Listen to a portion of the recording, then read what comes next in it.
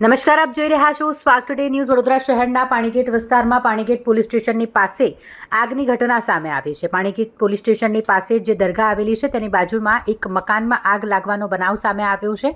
Fire વિભાગની ટીમને ઘટનાની જાણકારી મળતાની સાથે જ ફાયર વિભાગની ટીમ ઘટના સ્થળે પહોંચી હતી. જે મકાનમાં આગ લાગી હોય ત્યાં પાણીનો મારો ચલાવીને આગ પર કાબૂ મેળવી લેવાયો છે.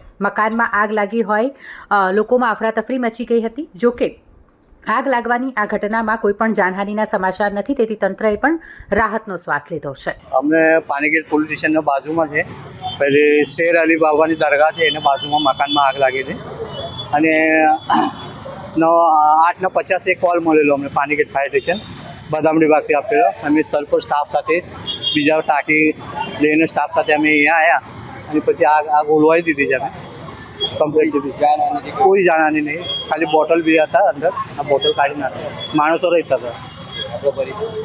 હું પાણીગેટ ફાયર સ્ટેશનના સર સૈનિક હેમંત મહાડિક.